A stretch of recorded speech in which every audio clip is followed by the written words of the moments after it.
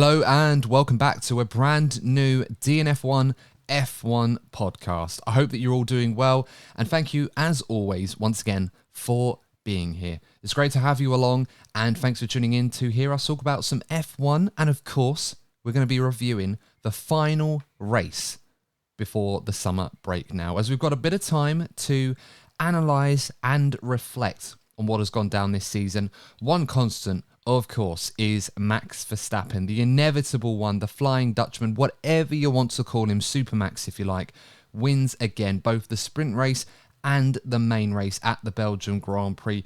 The only blemish on an otherwise perfect weekend for him was the fact that Sir Lewis Hamilton did steal that fastest lap away from him at the death. But I'm sure Max won't mind that too much upon reflection. But joining me on this episode, the DNF1 panel this evening, we have Courtney Pine and we have Lee Wallington to reflect all that went down this weekend at Spa-Francorchamps on an otherwise interesting Grand Prix weekend, but not necessarily for the reasons you may have thought. Courtney, let's come to you first on this one, mate. F1 has now finally approached its summer break. Max Verstappen wins again. Any fresh insight on another weekend where we saw the absolute brilliance and dominance of Max and the Red Bull team? On the 8th day of Christmas, my true love gave to me. Just for your, we're up to eight maids of milking. That's what we're up to now. Wow. Well, we haven't had any F1 driver in history complete the full song, so we might get that with Max Verstappen. I'm glad you stopped singing that, of course, because we might get copyright striked on this one if we carried on, so I'm glad you stopped there. But yeah, as you said, 8 in a row for Max Verstappen. We are starting to get into record-breaking territory when it comes to consecutive race wins. I think, Lee, you pointed out that it was Seb Vettel with 9 in a row, I believe, unless we're mistaken. Yeah. But yeah, incredible stuff. And of course, how are you, mate? I'm good, thank you. I'm looking forward to some time away from F1, get excited again and build up for the obviously the season commencing at the end of August.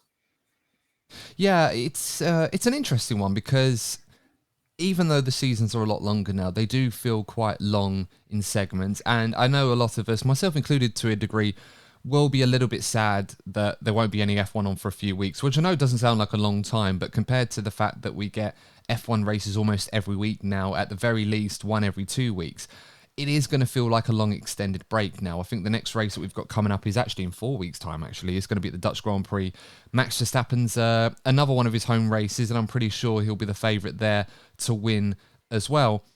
But looking at this, gives you that impression. Well, yeah, I mean, we're basing this off any number of reasons to predict this, quite frankly. I mean, what do we know? We just try and spot the trends. But in all honesty, it was inevitable, wasn't it, with Max Verstappen? I mean, the sprint race, he got it on pole position, only just, of course. It was an interesting change of conditions, wet, dry in qualifying, but he didn't have to get it on pole. Never really looked back, and in the race, despite starting in P6 after a penalty pegged him back despite getting pole position at the time, after a few laps, once he'd got ahead of the likes of Leclerc and Hamilton and honed in on Perez and got past him, it was only ever really one outcome, quite frankly. Yeah, I want to change the... I have no idea for the thumbnail, sorry, Lee. Can we make the thumbnail? This is the last thing I'm going to say. Can we make the thumbnail death, taxes, and Max Verstappen? The 3 things in life that are certain. I mean, I'd have to check with the YouTube... Well, try and find out on the YouTube algorithm how they would take that, because I know they're a bit sensitive to certain words like that on their thumbnail, but... What, Max Verstappen? Well, yeah, Max Verstappen, because they just think we're clickbaiting at this point because we keep posting the same related content. I have been trying my best, admittedly, to find different narratives and stuff to promote on the thumbnails on YouTube, at least. I know you audio listeners won't care for this on Spotify and Apple Podcasts, and that's why I love you guys especially, because you tune in without the clickbait thumbnail. You tune in because you look at it and think, oh, that looks good, I'm going to listen to that. So more power to you guys. Absolutely love you for it. But...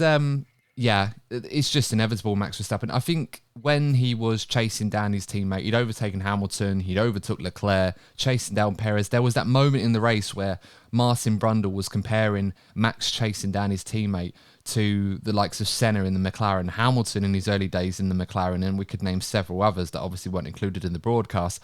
I looked at it, and it was a bit like Jaws for me. The background music. I'm not going to do it because I don't want to get copyright striked. And for the younger fans listening who don't know what I'm talking about when I say Jaws, just ask your parents. You know, it's the best way I can describe it. They'll tell you exactly. And he was honing in on him, and ridiculous levels of brilliance from Max Verstappen right now. I mean, someone asked me the other day about Max and the Red Bull, and they said, is it all just the car, or is Max that good? I said, you know what? It's both.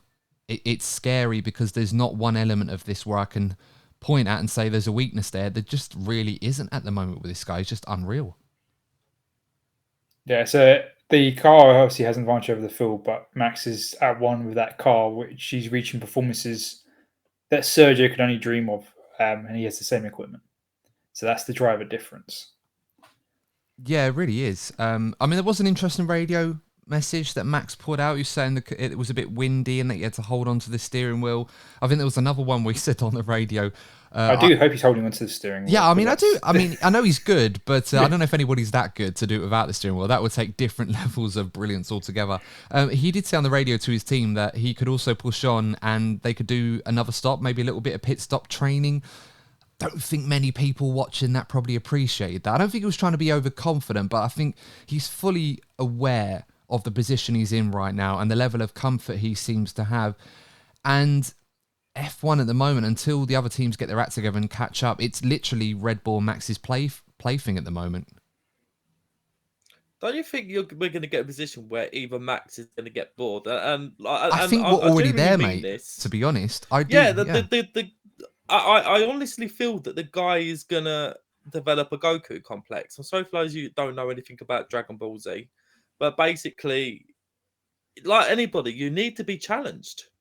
And if he's just going into every race, like you think about it, like obviously he appreciate obviously the accolades and winning races and the feeling that comes with that. But I'm pretty sure that I can only talk through personal experience that the best victories are the ones you had to like really not work for as such. Because again, that can sound like I'm taking stuff away from his driving ability. But the ones where you was really challenged. Because I look back and I've said it before. You know, you hear so much about biases, towards Lewis and all that. And I can say, like, looking back through Lewis's career, my favourite championship wins for Lewis or race wins are the ones when he's like truly challenged against like Sebastian Vettel or Nico Rosberg in 2014, for example. That went to the last race. Or 2008 when he won it in like pretty much last corner. Sorry for bringing up once again, Adam. But they were my favourite moments. I don't remember the races when he was winning it by 10, 15 seconds. I remember the ones, the great battles, the ones where he really had to work for it. Yeah, I think if you ask Max Verstappen, even now, if you asked him throughout his career, which of his wins does he remember them, every single one of them quite vividly? What are we up to? 45 now. I'd be very surprised. I mean, he's a young man, so his memory is probably very much well intact at the moment. But I'd imagine he would have great difficulty trying to recall the finer details of every single race win that he's had, especially over the last 2 seasons. I think he probably remembers a lot more certain wins that he had in 21 when he was fighting Sir Lewis Hamilton, or the odd win that he used to get when Mercedes were dominating. I remember with such great detail the 70th anniversary race at Silverstone in 2020 where Max Verstappen won that race, chasing down the 2 Mercedes. And I remember him saying on the radio when they asked him to slow down, manage the tyres to consolidate this podium because the Mercs were just too good. And he said on the radio, I'm not going to sit around here waiting like a grandma. I am going to go for this. And he went for it and won that race. And I still claim that is arguably one of, if not Max Verstappen's greatest drive in his career, or greatest win in his career so far. And it was a race, it literally was just for one race. It meant nothing in terms of a championship. And I agree, there is an element to Max Verstappen at the moment where he probably does wish he had better competition. That being said, I do think back to what Sebastian Vettel famously said years ago, I think it was 2013, when they asked him, would you take some time off even though you've been dominating to recharge your batteries and go again? And he said, no, absolutely not, because we're in a rich vein of form right now. We have the best car. He believed he was the best driver at the time, and he probably was to a certain degree. And you just got to enjoy this phase of dominance because it won't last forever, and you don't know how long it's going to last for. And I know we often joke on this show, and other people probably do as well, saying, Max is going to dominate till 2026 just because of how things are in Formula 1 at the moment, and maybe that will happen. But you never know with these things. Maybe something crazy will happen in 24 and all of a sudden Red Bull aren't winning every race. And that's when you start to appreciate what Max is doing, what Red Bull is doing right now. I mean, that middle stint from Max was phenomenal. I mean, we can talk down Perez if we want, but you got to appreciate how good he is at the moment. And I just can't see this freight train stopping at this point in time. No, definitely can't. As Rich Trainer for me said, he's got to enjoy it while it's there. We know there's a few off-grid stories starting to develop, which may impact the future potentially of the Red Bull team, if you believe the rumours. And the teams are closing the gap as well. They are, especially as teams now switch to 24 development. And so there's still a lot to go. And even if Red Bull dominate for the next couple of seasons, as we saw with the last iteration of the rules, 21 being the last iteration of the previous generation, it was the closest championship. So they may be 25 could be an epic season. It's not, wouldn't say it's out the asking yet. No, it's not the route. Yeah, wouldn't you? Sorry, Adam. Maybe I'm hoping that we saw the Mercedes reach the ceiling, let's say, of the regulations, which then allowed other teams to catch up. I'm hoping this is the case. I'm not going to pretend. I'm not going to sit here and pretend that I'm a specialist of ground effect cars. You'll be surprised to hear this, but I'm hoping that maybe Red Bull to set the ceiling of this so early, and we might see the teams close in. Maybe. I do wonder if we are overestimating how good the others are compared to Red Bull at the moment. And I agree there is a certain element that they are catching a little bit. I think we're taking what McLaren have done and what Aston Martin did earlier this season as signs that there is progress there to be made and that Red Bull could be caught. I do feel, though, maybe not so much today, because, this was a circuit I think we all knew Red Bull were going to be very, very strong at compared to the others. And, they have been at a few circuits where they were going to be relatively weaker than their normal high standards are compared to the competition. And I think sometimes we often mistake that for progress from the other teams, where the reality is Red Bull still have an enormous advantage. Even judging by Perez's pace today, even though Max had him beat all ends up in quite an emphatic manner like we saw in Miami, I still think Perez had some pace to spare to handle Leclerc and Hamilton with relative comfort. And I think that's where the measuring stick is in terms of where Red Bull are. But then, of course, you've got the Max element to it as well, which is a completely different thing altogether that you have to deal with. And we're nowhere near to being at a point where we can deal with that on a race-by-race basis, let alone a world championship at the moment. Yep, definitely agree with you there, Adam, in that comparison. But obviously time will tell regarding the Red Bull when they're competition.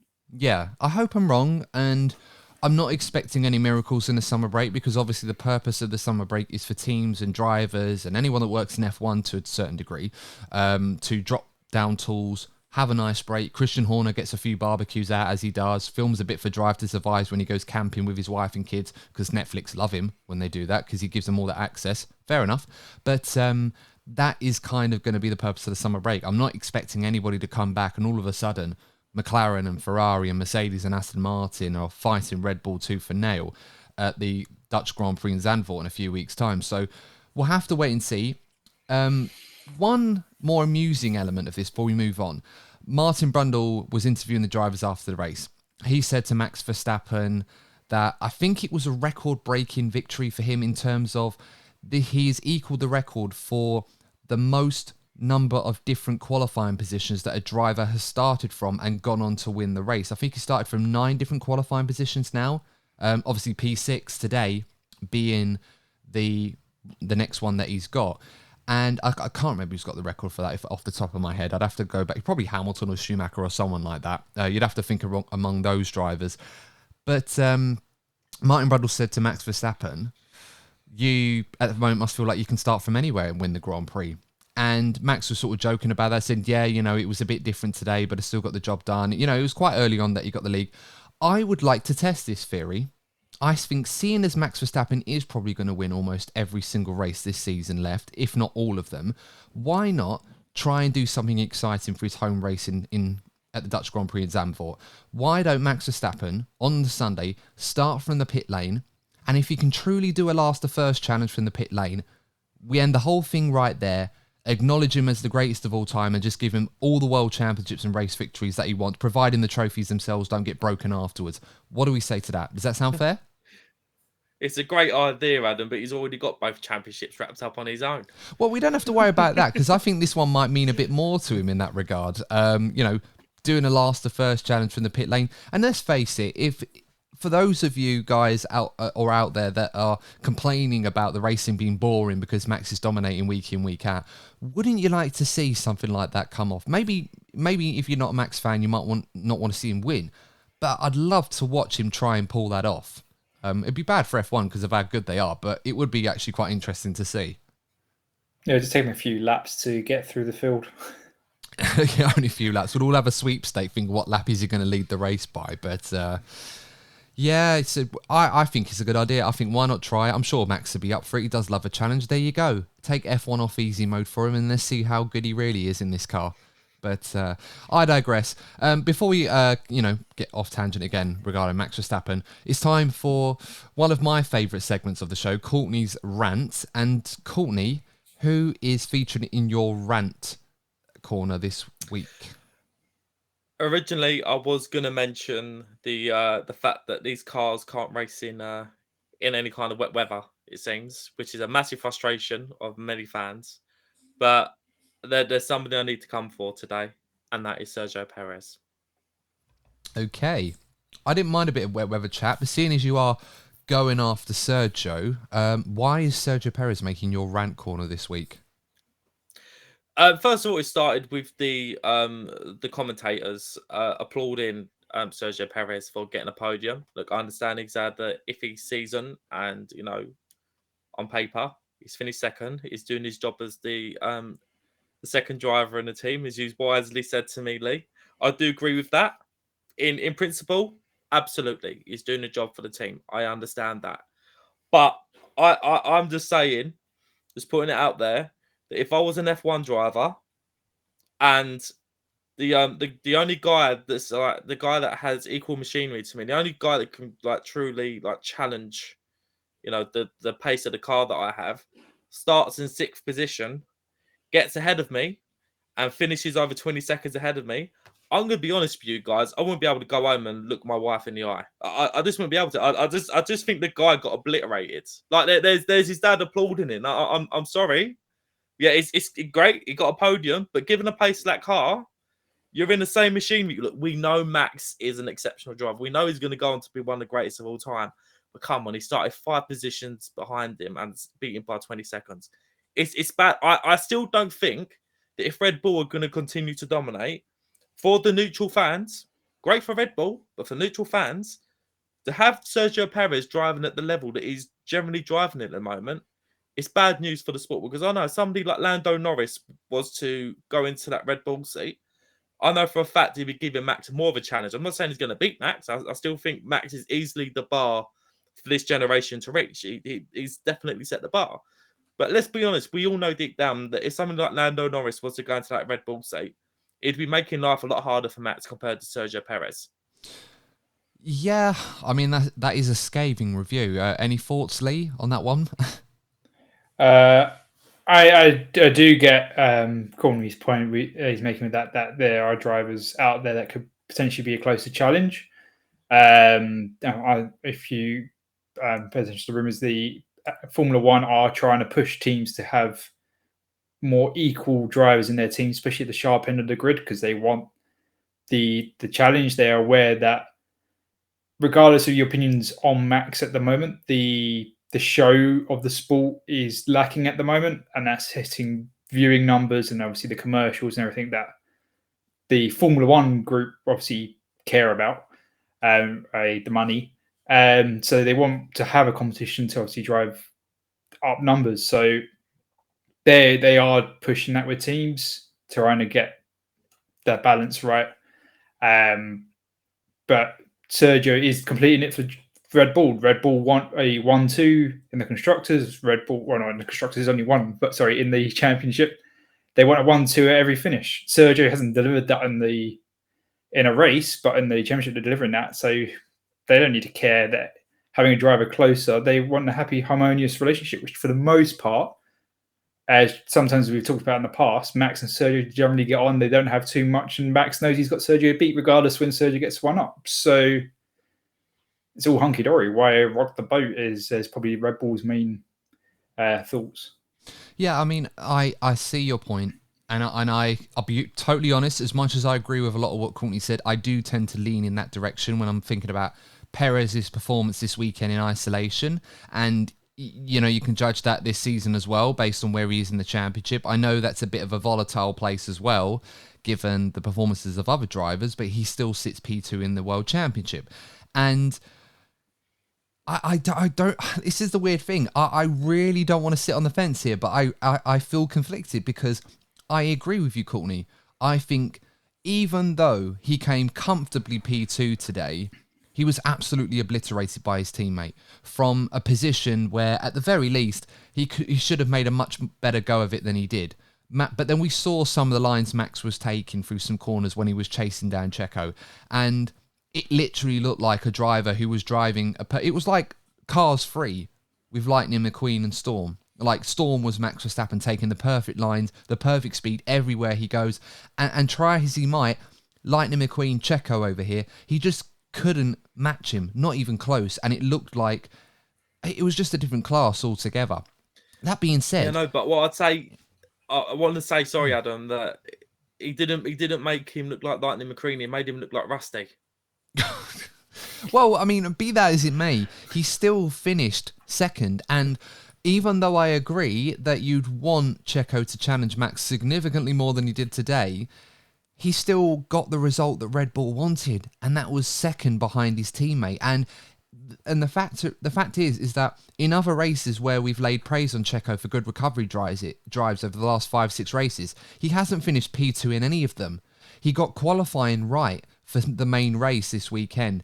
All right, he didn't put it on pole because Leclerc was ahead of him, but he got Leclerc on lap 1 going into Les Combes. We all expected that to happen. Leclerc knew it was going to happen, and Checo did that. And then after that, there was no one that threatened him at all outside of his teammate, and that was another inevitable thing as well. So if you're Red Bull, all right, the sprint race was a bit of a miss hit on that one, but at the end of the day, Checo still got the big points when he counted on the Sunday, and this is where I see Lee's point as well. As much as I agree with you, Courtney, and that we can't be praising Checo for finishing P3 in a car or less in a car that should be minimum top 2 everywhere they go.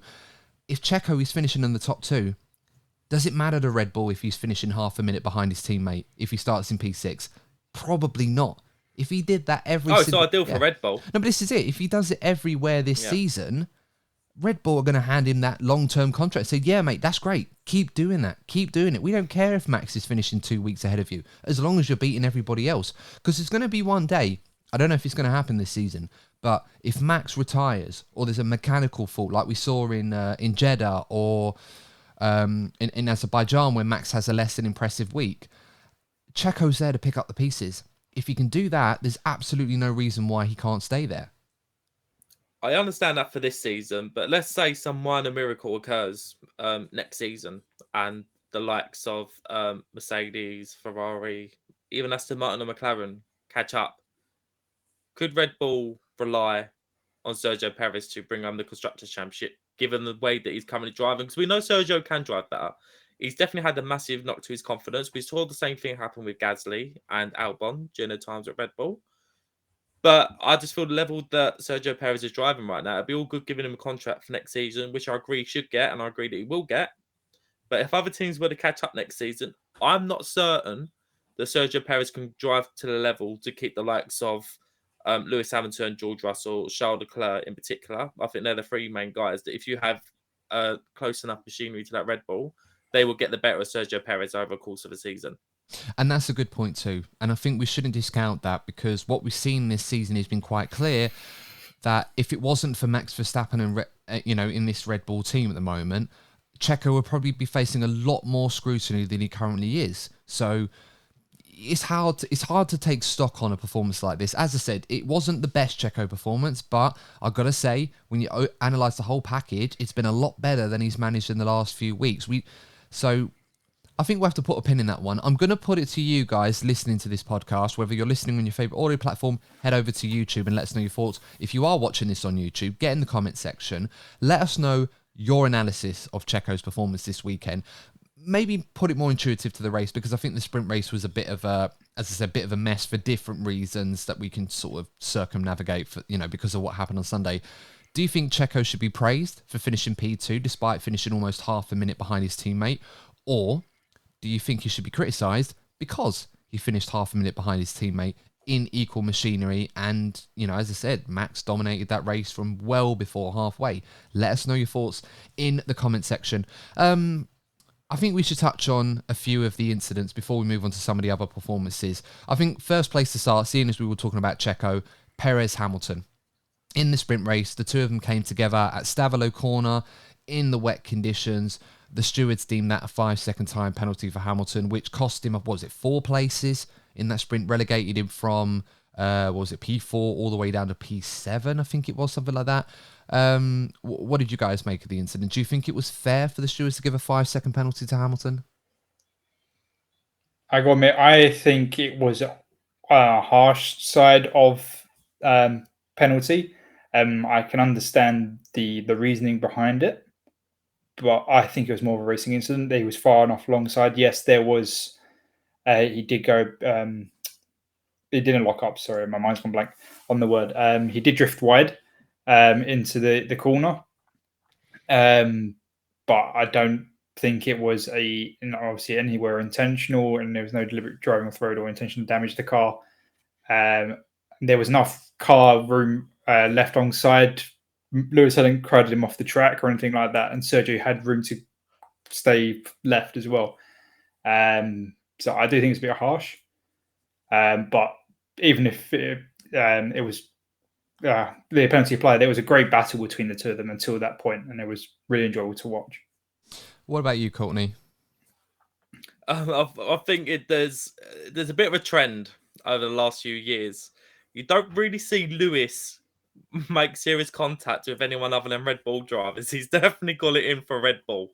Well, at least it was the other one this weekend and not Max. We've got to be grateful that much. Yeah. But I remember even in 2020 there was that when he made Albon spin. Oh yeah, him and Albon got together a bit too often that particular year, and Dr. Helmut Marko still resents Hamilton for that, although he was the one that fired Albon. So he fired Albon, so I don't know why he's claiming that Lewis ruined his Red Bull career. Anyway, that's neither here nor there, but yeah, I do think Lewis does have it in for Red Bull a little bit. I'm not saying he deliberately tries to punt them off the track, but I think he definitely gets his elbows out against Red Bull more than anyone else. I think with the incident itself, it's definitely borderline. And I do feel that if that incident wasn't against a Red Bull, I personally don't think he would have got a penalty. And this is where the British Bias Brigade come after me, because I'm just going to say, I personally believe that Red Bull are the best team at making noise to suit their agenda more than anyone else on the grid. And you know exactly who I'm talking about. And I just get the feeling that if they hadn't given Lewis a penalty, there would have been a lot of hot air going on in interviews, behind the scenes. And I'll just go back to my original point. I think it would have been treated as a borderline incident if it wasn't against a Red Bull. It's a hard one. In terms of my take on the incident, I personally think the penalty was just about fair. And the reason I feel that way, and this might be a little bit controversial, because normally we don't judge these incidents based on the aftermath of them rather than just the incident itself. But I do feel that there is scope that they should judge these incidents in the aftermath, because we've seen drivers come together like this quite often from time to time, and they're deemed racing incidents or not really worth investigating because nothing happens, or at the very least both of them are compromised and it's like, well, it's all tit for tat here. I don't want to say that the stewards penalised Hamilton purely because of the damage he caused to Perez's side pod, and it caused Perez to ruin his race, and obviously he binned it off just before Stavelot a few laps later when he was trying to keep it all together. I do feel like there might be an element of that to it, though. They might come out and say that didn't influence their decision, but I'd be very surprised if they didn't factor that in, even if they're not going to announce it. I mean, these are the same stewards that, according to them, didn't want to declare qualifying a wet session or sprint qualifying a wet session to prevent the teams and drivers trying to go around the rules to put them on dry tyres at ridiculous times, and they claimed it was under the spirit of the rules, even though Stroll bins it trying to do a wet lap on dry tyres. So I don't know where the logic was for that. It was all a bit mad. Tech Kravitz was doing his nuts over it on Sky F1, and I agreed with him for a lot of it. But my point is that even though the stewards and the FIA won't state this, I do feel that they factor these things in. In terms of the incident itself, where I felt that it was just about a penalty for Lewis in that regard, was they did go in side by side into the corner to a certain degree. Checo was ahead, and owing to the nature of how that corner is usually taken, I think you do have to give benefit of the doubt to whoever gets there first. And I think in this case, that was Checo. Hamilton goes over the curb in wet conditions. He understeers a little bit. He doesn't turn into Checo. I don't know why people said he did. He didn't. I mean, why is the question you'd ask that. Why would you do that? The car's lost control a little bit. It oversteers. He tries to correct it all in that moment, and then he hits Checo. As I said, very, very close. I wouldn't have been bothered by it if it was a racing incident. I really felt it was borderline. But I think under the circumstances, I don't think there's a fair argument that you can make that it was 100% Hamilton's corner. So I think whoever causes the contact would have been penalised for it. If Checo had turned in on Lewis, then you would have punished Checo for that reason as well. So, as I said, a different corner, different circuit, similar scenario, probably goes a different way. But it was just about on the limit, in my opinion. No, I agree. That's why I said it was a harsh penalty. But I do agree with you there, Adam. Yeah. But let us know your thoughts, guys, in the comments. Do you think that was a fair penalty for Lewis on the incident on Checo, or do you feel like it should have been a racing incident? Let us know your thoughts in the comments. Before we analyse the next incident, because this one is a little bit more tricky, I think, personally. Lee, let's go to your sympathy pit lane, I should say. Who's making your sympathy pit lane this weekend? For me, in the sympathy pit lane for the second time this year is Oscar Piastri. I know it's his rookie season, so obviously has a potential for more upsets for him personally, or not so much in a race performance. But he did deliver an upset to a degree in the sprint, and obviously did lead for a few laps. And then there's a two-part sympathy. He didn't win after leading his first few laps of a race. Yes, it's a sprint race, but he still led his first few laps, and then you get all excited. I'm going to win. I'm going to win. No, because Max Verstappen is coming. And as the mess as it was with everyone pitting in the sprint, gave Oscar an opportunity. It's still obviously an upset for him personally that he didn't get to capitalise on the opportunity that came his way. And then the second part is obviously a wild prancing Ferrari into the first corner, driven by Carlos Sainz, happened to do a pincer movement between him and the wall, and Oscar was the victim. And then obviously make it even one lap of the race. He obviously made a corner, but he didn't make one lap. And that was out from the potential of the high of the Saturday and obviously in the changeable conditions. Oscar wasn't able to deliver a drive, and he obviously missed out on that Grand Prix. So you feel sorry for him and what could have been. It very much was a weekend of what could have been for Oscar Piastri. I mean, he was phenomenal this weekend, and this is a driver that right now is showing us week after week, whilst we're all sitting there and praising Lando Norris and throwing our arms up in adulation for the guy, Oscar Piastri is reminding us all that this guy is serious in terms of visibility, and he is definitely already someone that should not be underestimated, not just at McLaren, but also in Formula 1 as well. He's definitely here for the long haul, and I'm loving seeing what Oscar Piastri is doing right now at the moment. And I agree with you, Lee. There's a part of me, people will look back on the sprint race and they will say, if the safety car hadn't come in, would Max Verstappen have got Oscar Piastri? And there's a part of me that probably feels that maybe Oscar Piastri could have won the sprint race.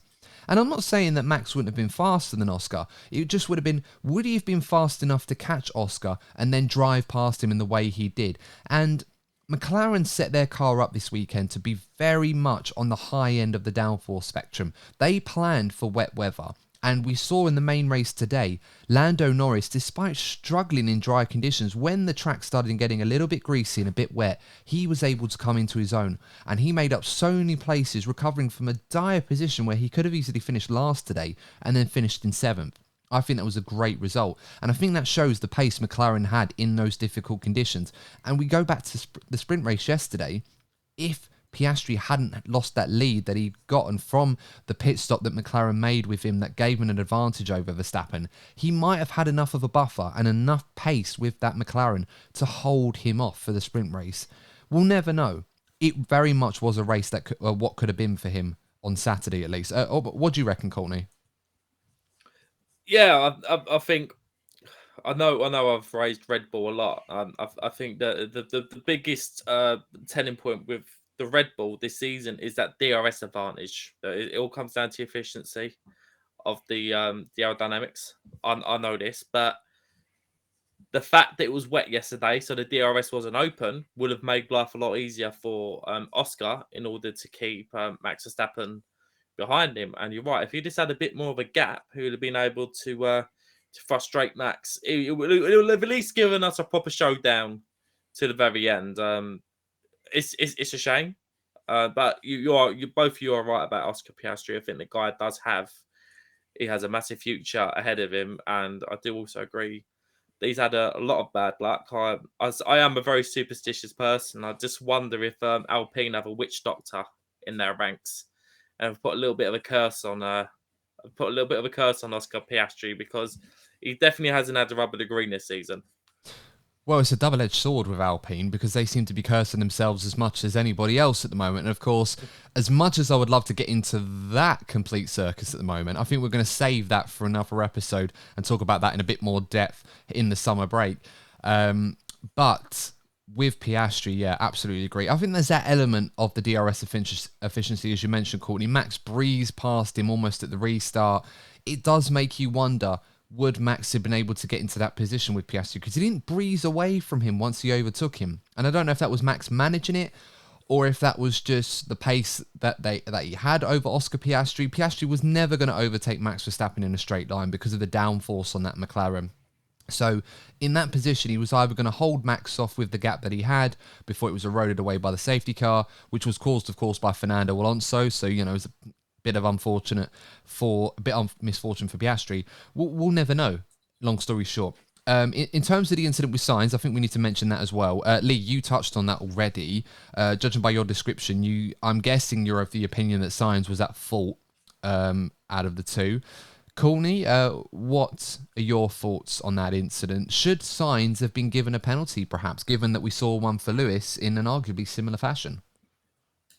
I think it's harsh given the particular corner on the particular circuit that we're looking at here. I think having a hairpin at the beginning of a race is clearly going to cause a lot of incidents, a lot of pincer movements, and I think sometimes it's difficult for drivers to. Once you're in there, there's no getting out. Particularly during lap one, cold tires, fuel tanks of fuel. I just think it'd be a tad harsh on Carlos Sainz. I mean, you can famously look at, I think it's 2011, 2012 when Pastor Maldonado went through about a quarter of the grid like a load of bowling skittles. We've seen it. We've seen it in the past. So I think it'd have been a tad harsh if you were to penalise Carlos Sainz. And we know they do give some leeway, which I'm pleased. I'll be very critical of the stewarding of races in the past. But I'm glad they're giving drivers a little bit more leeway on particularly on lap one, given the circumstances that we've raised. Yeah, it's a very tight one as well. This wasn't an easy one for the stewards to have to deal with. Trying to keep my biases out of this as a Ferrari fan aside, I am glad that the stewards had the option of putting this down as a first lap incident and just saying nothing further needs to be mentioned. I think it was a nice easy out for them rather than having to spend time thinking, oh God, what do we do? Is this going to be another Perez Hamilton where whatever decision we make is going to be unpopular? That being said, and at risk of coming across as biased here being a Ferrari fan, I'm just going to get that out there because I feel like it could be a factor here. I felt that I don't think there was enough responsibility you could put or blame on one driver to give a penalty in this incident. And I saw a lot of people put in replays on social media of Sainz locking his brakes to avoid driving into the back of Hamilton. I do feel that is relevant to a degree, but the braking zone into this corner, even at the first lap, was quite long. if you isolate it in slow motion. And for a small period of time, Sainz does get the car back under control before he starts to turn in. You know, he's avoided Hamilton, he's gone alongside him, and he's about to turn in. There is a split moment, and maybe I'm being a bit too harsh on Piastri when I say this, where Piastri has to make a decision. And he has to commit to the corner to try and go down the inside on a closing gap when he's not alongside Sainz at this point in time. He's, at the very least, he's got a wheel, the front wheel alongside Sainz's rear wheel.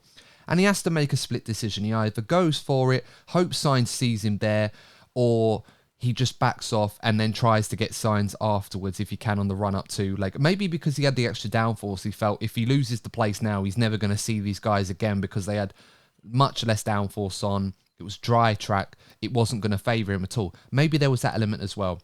And I just feel Carlos Sainz's indictment of the incident was interesting. I know a lot of people didn't think it was popular, but he basically put it down to the lack of experience from Piastri for keeping his car in there on the inside when it was a closing gap. And as harsh as that sounds, I get what he's referring to, because when someone puts their car in that position, even for a split second, the chances are it's not going to go well, especially on lap 1. So that's kind of why I feel like you can't 100% blame Sainz. I think he's more to blame than Piastri in this incident. I'll put that out there. But I don't think it's enough where the stewards can say you can penalise one driver here. And I think because both drivers ended up taking each other out of the race because of the incident, and it was a first lap incident, it was a nice, easy way for them to say, okay, no investigation necessary, we move. The drivers can have a spat, they'll forget about it in 2 weeks' time, or whenever we come back, they'll just go again. But that's my take on it. I think we've said enough on that one already, if that's all right, guys. I'm going to put that again to you guys in the comment section. Let us know your thoughts. Was it Piastri's fault? Was it Sainz's fault? Or were the stewards right? Was there nothing further to investigate and just leave it there? Let's move on to Charles Leclerc. 40 minutes now, is because it's a sprint weekend. That's why we've had to talk a lot about these things, and it's dragged on a bit. But Charles Leclerc in the Ferrari, P3 on the podium, his third podium of the season, I believe, or it might be Ferrari's third podium. Anyway, look, third podium of the season, and I was very impressed with Charles Leclerc this weekend. In fact, I was very impressed with Ferrari this weekend. You know, we often say on this show that sometimes Ferrari do look like they have the best car behind Red Bull. And I don't think that's circuit to circuit. I think there are some circuits, especially this one, where they did look like they had the car underneath them. But they still have that tendency of getting things wrong. I think they were a bit unlucky with the sprint race, the way the weather changed. They could only pit one car. Leclerc got shafted as a result, but 4th and 5th wasn't the nightmare situation for them. And other than Sainz's mistake, Leclerc drove a very solid race. He kept Hamilton back. He was never going to beat the Red Bulls today. And I think Ferrari have to look back on this as a pretty good weekend by their standards for this season. So, I mean, what do you guys make of it? Yeah, I completely agree with what you're saying about Ferrari. We've been very critical of Ferrari more often than not getting the best out of the car, making silly mistakes. And I think we saw some teams struggle, given that there was very little dry running. And I think we saw this particularly with Mercedes. We know that Mercedes really struggled to get the peak performance out of that car. And because there wasn't any dry running, I think that's why you saw Mercedes not really been at their best. That's not to take anything away to Ferrari. I'm not going to make this about Mercedes. I'm actually using this to credit Ferrari, because as they usually make the mistakes we saw Mercedes make this weekend they actually got it right. So it's about being consistent. For once, Ferrari, for their standards, had quite a clean weekend. Yeah, they did. As I said, other than Carlos Sainz's incident on lap 1, and I said if he managed to avoid that incident with Piastri, maybe he could have finished in the top 5 today. It was certainly on the cards for him. He certainly had the pace, but unfortunately he wasn't able to capitalise on that. At this point, Ferrari are 4th in the Constructors' Championship, but they're 5 points behind Aston Martin, who at this point in time, Fernando Alonso himself was saying that Aston Martin have to take pride in getting whatever points they can at the moment. They do seem to be falling away.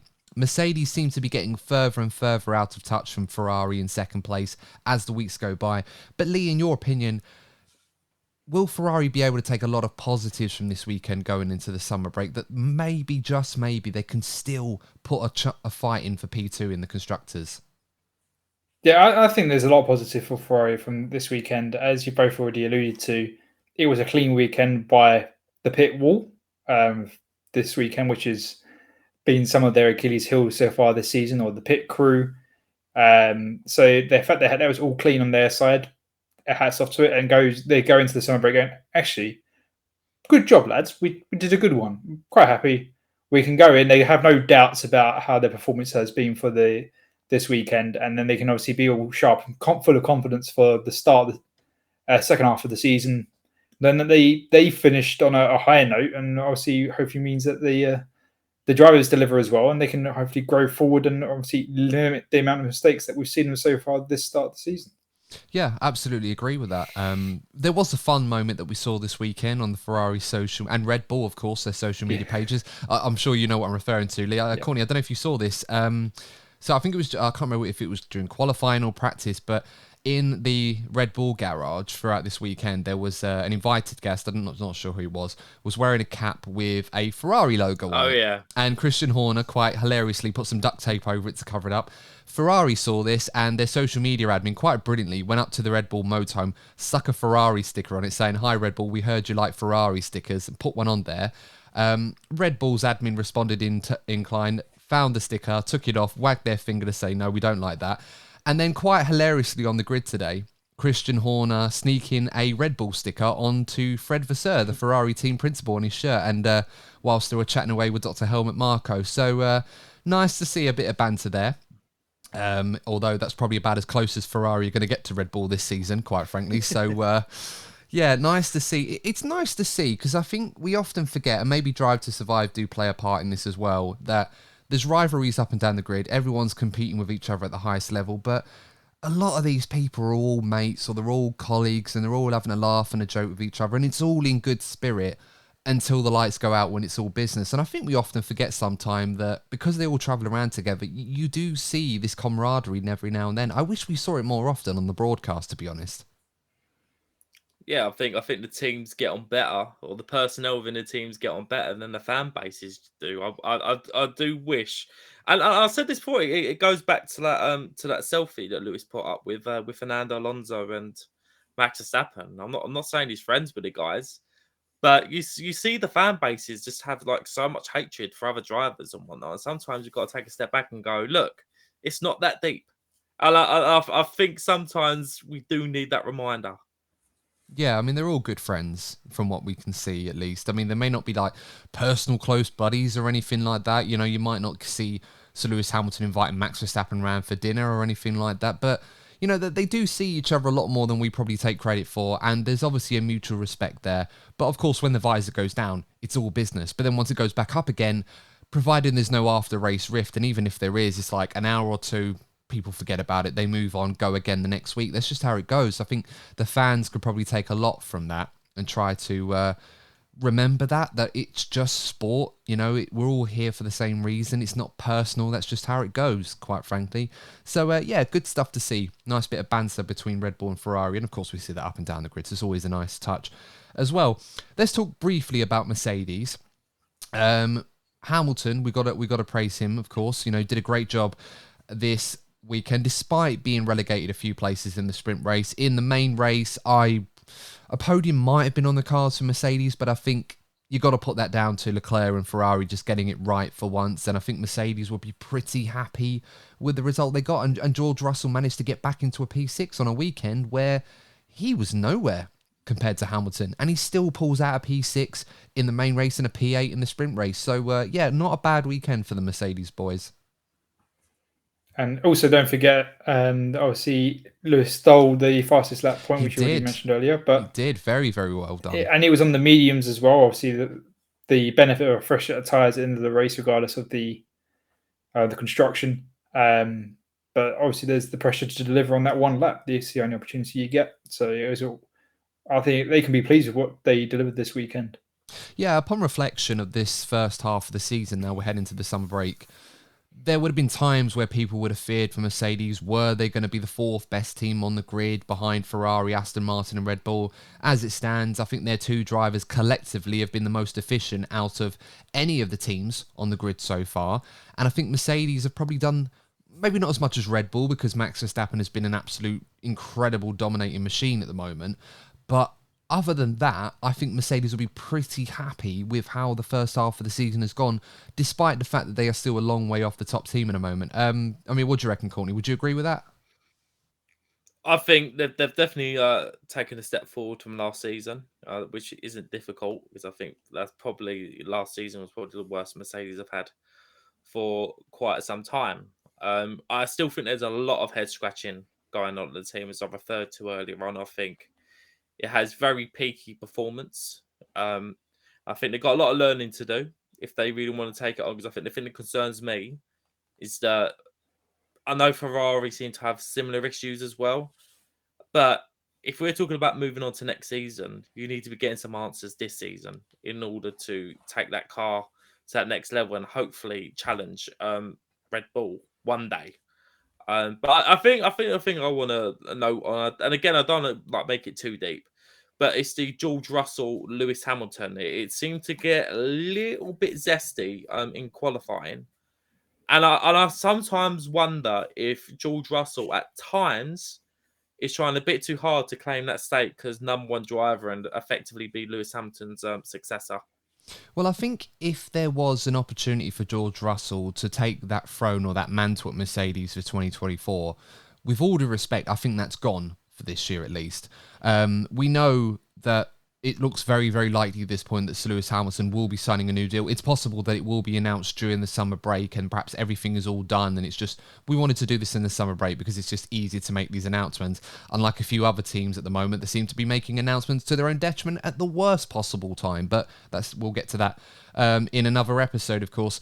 But when it comes to the George Russell factor, this is the second time this season where there's been an incident in qualifying where George has made a mistake.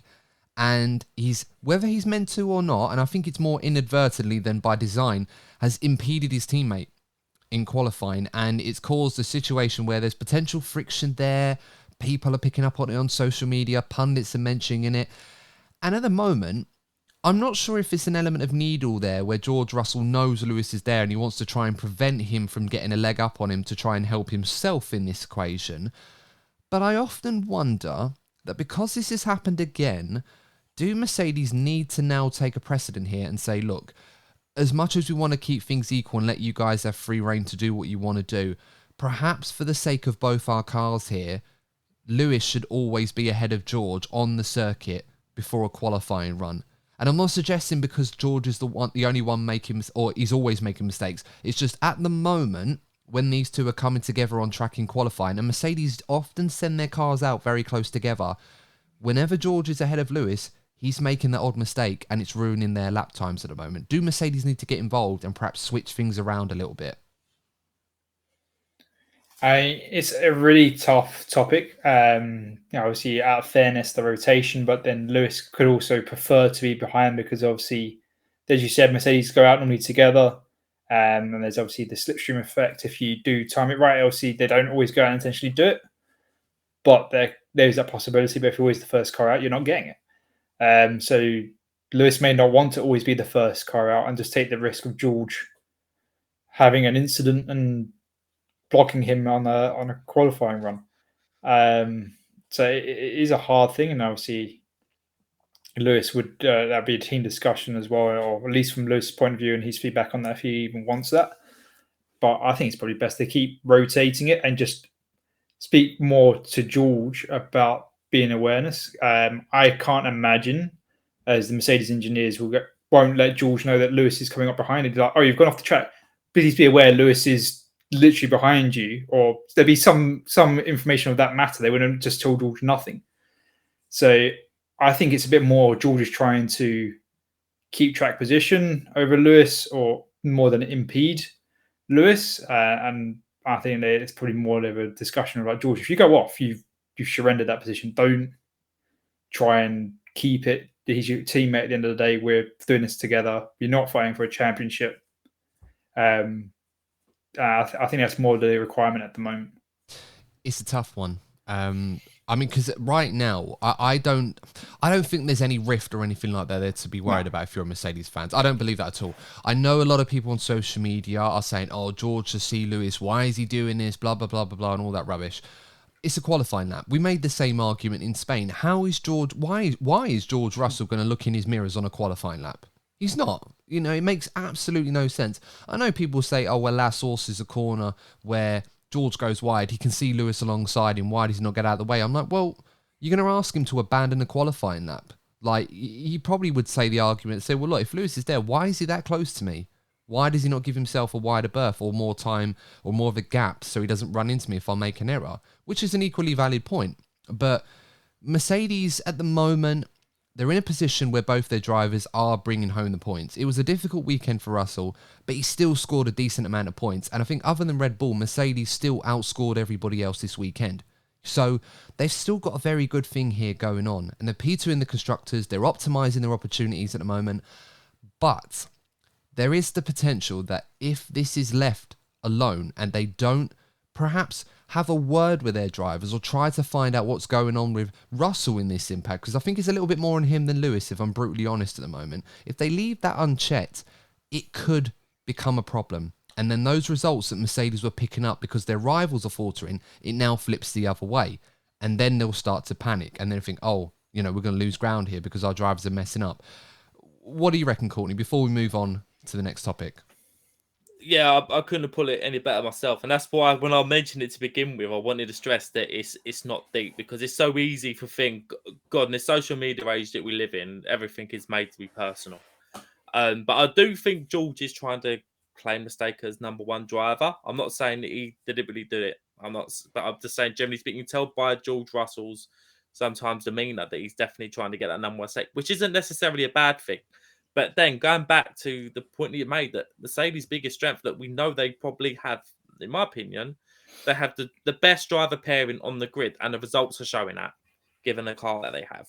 So you're right, Adam. If they just have a quick word with Jules, don't make it deep. Don't make it. It doesn't have to be a telling off. Just a little reminder of what we just discussed here. That they're in a good position. Let's use this season, learn some lessons. And the thing is, you want to have a good driver partnership because they're sharing information with each other, and that will help the learning process. So you want to be seeing this. It's not even a good feel around the team. You want to have a bit of rivalry. It's getting that balance. But I just think George Russell just needs to calm down a little bit. I think he's trying a little bit too hard at times, and I think it's been to a detriment to his driving. Yeah, no, I absolutely agree with that. Let's talk about Aston Martin briefly. Fernando Alonso, birthday boy this weekend, 42 years young, and still as feisty as ever. A very difficult weekend on Friday and Saturday. Qualifying didn't go very well for him in the sprint. Of course, we saw the mistake, unfortunately, his teammate made on dry tyres, which prevented him the opportunity from getting his one run done in Q2, so he had to catch up there. Didn't think he had a hope in hell's chance of getting in the points, and he didn't, because he binned it at the at Pouhon corner in that race, which brought out the safety car. I'm not sure Oscar Piastri will be sending Fernando a birthday card anytime soon for that one.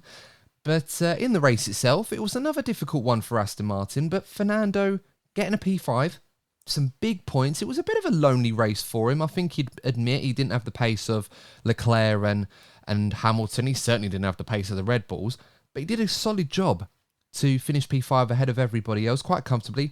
And Lance Stroll got some points as well for Aston Martin also. So a bit of an up and down weekend for Aston Martin, but at the moment they still seem to be struggling with lacking a bit of pace compared to Ferrari, Mercedes, and now McLaren, of course. But not a bad way to end the summer break, all things considered. Yeah, they can crash all they want in qualifying and maybe sprint race. You have some points, but at the end of the day, the points are on the race. So they both had clean session on today, so they can sign off well. Obviously, they may have a fight on for the rest of the season to keep their current spot in the Constructors' Championship. And obviously, Fernando will be raring for that fight. But have to wait and see. But I think they've done a brilliant job today. What the results? Yeah, it's a tough one. Courtney, assessing their season so far, the start of the season, at one point they looked the second fastest behind Red Bull, and in Fernando Alonso's hands, they've got 5 podiums in the first 6 races. They very much capitalised on that. Now that they've started to fall away a little bit, and perhaps it's a little bit premature for us to be laying it thick on them in this regard, but if you're Aston Martin, you're still P3 in the Constructors, only just ahead of Ferrari if Carlos Sainz had not gone into Piastri today, maybe they would be looking at P4. As it stands, I think you'd have offered P3 to Aston Martin before the summer break. They probably would have bitten your hand off for it. But given how they seem to have dropped away in recent races, and it may set a trend for the rest of the season, how would you assess their first half of the season at this point in time? I remember saying this in the last race review, and I've also said this in the comments, because unfortunately I wasn't able to be on the preview. So I raised this in the comments that I have slight concerns. I hope that I'm wrong. I have slight concerns that Aston Martin still have that Force India DNA about them, where they make the most of the limited resources that they have, come out the blocks fast, but they get out-developed by their competitors. And given how tight it is this season, these small things seem to be making a difference. We know that Aston Martin have lofty ambitions moving forward, so it might just be about be acceptable this season.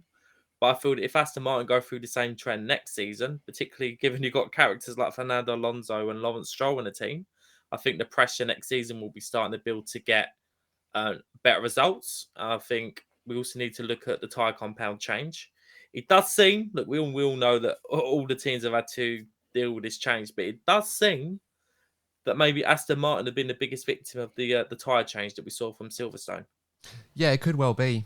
I mean, there was an argument to be made that Ferrari might have suffered a little bit in this, despite the fact that they should have been quicker. But now that they've gone to a circuit where we expected them to be quick, they very much were. And Aston Martin, they have been consistently the 4th or 5th fastest over the course of the last few weekends since those no tyres have been introduced. So I don't think it's unreasonable to suggest that at all. But we haven't heard anybody else complain about these new tyres. So I don't know if it's a case of Aston Martin are trying to hold on to this excuse to try and explain their downfall when they had lofty ambitions to try and be at the heels of Red Bull as recently as Silverstone. That obviously never materialised. So it's a hard one to tell which one it is at the moment. Maybe they just need some upgrades. I mean, you made a good point, Courtney. And Lee, I might get you to touch on this as well. Is that Aston Martin, as Courtney's mentioned already, are limited in their resources compared to the other teams. They have to share Mercedes wind tunnel at the moment. Their simulator is not fully online yet. They've only just recently moved into their new factory. And of course, they still have that label of being the Force India or the Racing Point, trying to make the best of the limited resources they had. Is it possible that whilst the other teams are introducing upgrades almost on a weekly basis at the moment, we have to be a bit patient and hope that after the summer break, Aston Martin, when they do bring upgrades, will be significant enough where they can get back into that mix and maybe get back on the podium on a regular basis like they were doing earlier this season? Well, if I recall, I think in an interview, Michael Crack said they did bring an upgrade that seems to take in the car in the wrong direction, which has also hurt them in understanding the car. They've only just realised this weekend the direction of where the error's gone. So the fact that they've now identified where the misunderstood or the upgrade hasn't benefited them through the shutdown period, because obviously I think it's only a 2-week shutdown through the summer break, they still have some time to analyze the car and the upgrades and where it's not working, and you may see a rollback of updates that may unlock more performance. So they may be in a better position after the summer break, realizing where they've gone wrong, and have obviously, if they've got upgrades in the pipeline, to replace the parts that they remove, they may come back in the second half of the season as a little bit, but I don't think enough to obviously change for P2 in the constructors. But there may be to at least slow down the descent to P5. So what we're effectively saying here, guys, is that Mercedes have damaged their own wind tunnel to make Aston Martin's upgrades worse than what they were hoping for. Is that what we're saying here? Wow. I don't believe so. I mean, you got to throw it out there. I'm surprised Fernando hasn't mentioned that yet. He's like, whose wind tunnel are we using? Do you know what? Let's create some drama, because there's been so little drama on track. Let's create some just for the algorithm. Yeah, I mean, it's quite funny. I'm surprised Fernando Alonso hasn't come out and said, look, we ran these upgrades in the wind tunnel, and then it was telling us to go with the hide pod concept that Mercedes were running. Like, something is not quite right with this car. But it is a concern. for them, all jokes aside. And, we'll have to wait and see what they do in the summer break. Do they commit to try and make this work, or do they just go back to the drawing board and try and start strong in 2024 and keep that going with better resources that they will have by that point? We'll have to wait and see. Quick one on Alpine. I'm not going to focus on the absolute chaos that we saw in the upper management and what's been going on in the last few weeks, or even what's been going on in the last 18 months at that team at the moment. As I said, I'm going to leave that for a separate episode during the summer break to talk about that in a bit more depth. I want to focus on the drivers, and Pierre Gasly, P3 in the sprint race, great result for him, probably his best performance for Alpine so far this season. And then Esteban Ocon getting some points in the main race in P8, and also pulling off arguably the best overtake that I've seen at Belgium for some time around the outside of Les Combes, really sneaking up and getting past Yuki Tsunoda. Great job from him there. Not a bad weekend for Alpine. It's been a while since they've had a more solid weekend from their two drivers. I think they'll be pretty happy with how it went today. Yeah, they're very much, again, they were in Alpine land. But then in the sprint race, I think Pierre Gasly did a great job. And I said, Adam, you're going to be talking about the Alpine drama another time. But I have to say that the drama has been in areas I didn't expect. I fully expected there to be fireworks between Pierre Gasly and Esteban Ocon. So far, so good. I think they've really exceeded expectations in that sense. They've been generally getting the points that they can bring home, given that the car does seem to be in their own mini league. And yeah, it just seems that sort of everything else is sort of going, everything's going bang behind them. But the actual driver harmony doesn't seem to be anywhere near as bad as some of us first anticipated it would be. Yeah, absolutely. It's an interesting one. We'll have to see how that goes for them. Lee, any thoughts on the Alpine drivers this weekend? Anything that stuck out for you? They were stuck out was a brilliant performance from Pierre. He obviously took advantage of the situation that came their way with the whole pit stop shenanigans, and the most importantly, he managed to hold it regarding the top teams behind him. And obviously there was the whole bit with Sergio and Lewis, but he still held it regarding the Ferraris that were coming. Obviously Lewis was physically on track behind him for the entire sprint. So I think that was the outstanding bit for me, was the sprint and what Pierre managed to deliver, and obviously bring back some nice needed points that obviously the team have been lacking with the rise of McLaren in the recent races. Yeah, absolutely. We'll just have to wait and see how that goes. Of course, a difficult first half of the season for Alpine. Plenty for them to reflect on heading into the summer break. Let's talk about Yuki Tsunoda and Alpha Tauri. I think before we sign off, that was the other interesting story this weekend. Great performance from both their drivers in respective races. It didn't really work out for Ricciardo in the main race, but he very unlucky not to score points in the sprint race, narrowly missing out in P10. Tsunoda, on the other hand, finishing P10 in the main race, and he was very much in the picture the whole way along. He didn't just turn up there. If anything, he was unlucky not to get more points. So this was more like it from Yuki Tsunoda, and I'll be honest, I think a lot of us probably writ him off unfairly after what happened in Hungary.